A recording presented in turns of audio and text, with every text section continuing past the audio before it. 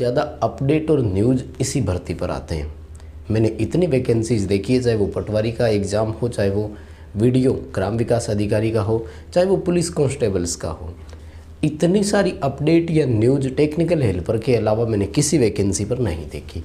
खैर, आज एक नया अपडेट और आया है जो एग्ज़ाम डेट को लेकर है। कब हो सकता है एग्ज़ाम, क्या होगी हम सब की रणनीति, और ऐसी सिचुएशन में बच्चों को क्या करना चाहिए, इसी पर हम आपके साथ बात करेंगे। सो आप इस वीडियो को कंप्लीट लास्ट तक ज़रूर देखना। आगे बढ़ने से पहले निवेदन रहेगा कि चैनल पर पहली बार जुड़े हैं तो चैनल को सब्सक्राइब कीजिए। इस वीडियो के डिस्क्रिप्शन में लिंक दिया हुआ है, हमारा एंड्रॉयड ऐप डाउनलोड कीजिए। ऐप में फ्री प्रैक्टिस टेस्ट उपलब्ध है और वैसे ही वीकली एक टेस्ट होता है, जनरली मंडे को होता है। अगर आगे पीछे भी हो तो लिंक प्रोवाइड करवा दिया जाता है। तो डाउनलोड कीजिए ऐप, अपनी तैयारी परखिए, टेस्ट अटेम्प्ट ज़रूर कीजिए। आइए आज हम बात करते हैं टेक्निकल हेल्पर एग्ज़ाम डेट को लेकर नया जो शेड्यूल आया है वो क्या है।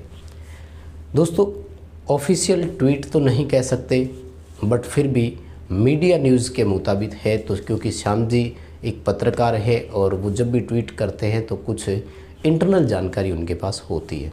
दूसरी बात, मीडिया के पास जो भी जानकारी होती है वो कहीं ना कहीं एक सोर्स के थ्रू ही आती है, वो ऐसे ही ट्वीट नहीं हो सकता। तो ट्वीट ये है कि मई के लास्ट वीक में होगा टेक्निकल हेल्पर का एग्ज़ाम, यानी जो प्री एग्ज़ाम है उसमें अभी भी 1 महीने का समय और लग सकता है। हालांकि इसी वीक में उसका पूरा शेड्यूल जारी होने की तो संभावना है, प्रॉपर शेड्यूल आ जाएगा, कितनी शिफ्ट में पेपर होगा, कब कब होगा।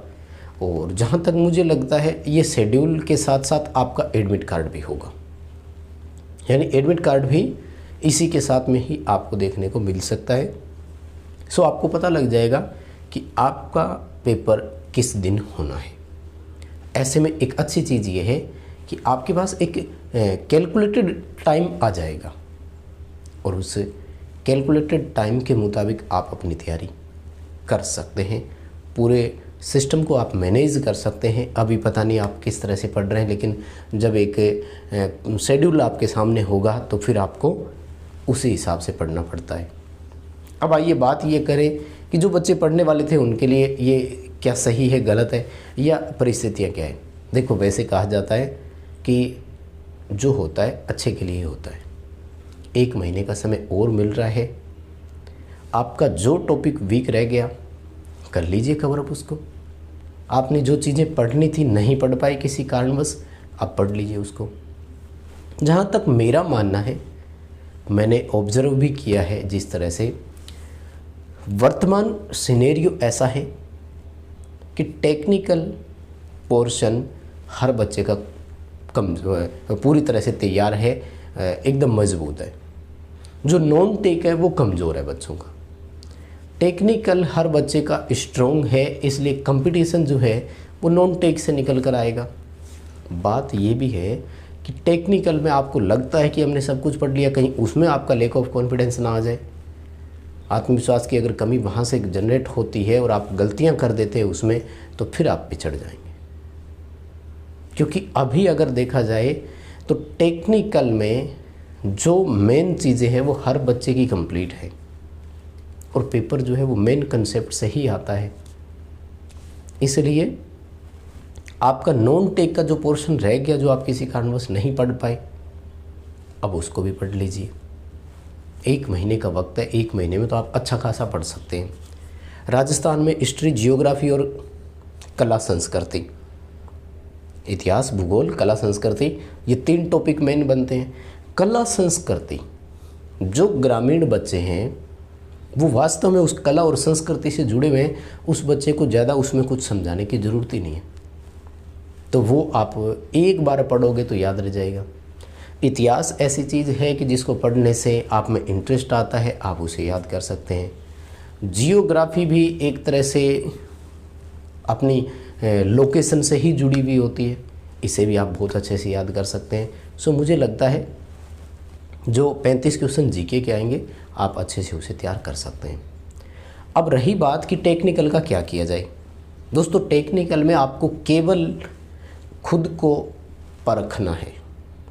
आपको सिर्फ इतना देखना है कि मेरा ट्रांसफार्मर क्लियर है।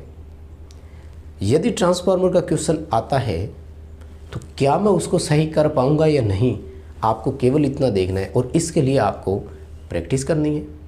प्रैक्टिस के लिए बहुत सारे सोर्स है, आप कहीं से भी देख सकते हैं। आपको बहुत सारी ऐसी वेबसाइट्स मिल जाएगी जहां पर ऑनलाइन क्विज़ होती है, और लगभग आजकल सभी के ऐप्स आ रहे हैं जिनमें आप टेस्ट प्रैक्टिस कर सकते हो। अपने वीके नॉलेज चैनल से भी आप पढ़ सकते हैं। आपको मैं 3-4 चीज़ें बताता हूँ, अगर आप कुछ नया करना भी चाहते हैं तो। देखिए, अब तक लगभग 36 टेस्ट मैं ले चुका हूँ। 25 क्वेश्चन एक में होते हैं। सभी वीडियो सीक्वेंस वाइज देखने शुरू कर दो, ये लगभग 900 के आसपास क्वेश्चन बनते हैं। मैं विश्वास दिला रहा हूँ कि 900 में कम से कम भी 300 क्वेश्चन ऐसे होंगे जो आप पहली बार पढ़ोगे। हम मान लेते हैं 600 क्वेश्चन आपको आ रहे होंगे क्योंकि टेक्निकल आपका बहुत स्ट्रॉन्ग है, बट फिर भी कम से कम 300 क्वेश्चन ऐसे होंगे जो आपको नया सिखाएंगे। साथ में एक्सप्लेन कर रहे हैं तो 300 की जगह 600 ही हो जाएंगे। इससे पहले मैंने एक मिक्स क्वेश्चन सीरीज से नाम से डाली थी, 57 वीडियो उसके डाले थे, 25 क्वेश्चन उसमें है। लगभग भी अगर मैं बात करूं तो ये भी बन रहे हैं 1300-1400 के आसपास क्वेश्चन, यहाँ से भी पढ़ सकते हैं। और उसके बाद में 99 वीडियोज़ मैंने दिए हुए हैं जिसमें टॉपिक वाइज भी है और मिक्स क्वेश्चन भी है, 50% भी है, 25 क्वेश्चन भी है। ये लगभग 3000 क्वेश्चन ये है। यूट्यूब पर मेरे इतने सारे डेटा है जो हर बच्चे को पढ़ने चाहिए। मैं ये चाहता हूँ, मैं ये रिक्वेस्ट भी करना चाहता हूँ कि यदि आपने ये सारे कंप्लीट कर लिए ना, मान लीजिए कि आपने बहुत कुछ अचीव कर लिया। सो मैं निवेदन करूँगा, इन सब की आपको अलग अलग 3 प्लेलिस्ट मिल जाएगी। जाइए प्लेलिस्ट में सीक्वेंस वाइज पढ़ना शुरू कर दीजिए। वीडियो आपको लगता है कि स्लो चल रहा है तो आप उसकी स्पीड दोगुनी कर लीजिए। अब आपको ओवरऑल इसमें बेनिफिट मिलने वाला है। कुल मिलाकर के समय ऐसा है कि आपको केवल तैयारी करनी है, अपनी तैयारी में कमी नहीं लानी है। अच्छी बात है, 1 महीने का समय और मिला, इसका यूटिलाइज़ कीजिए। ये वक्त आपका है माय डियर, इस वक्त का फ़ायदा आप उठा लीजिए जितना उठा सकते हैं।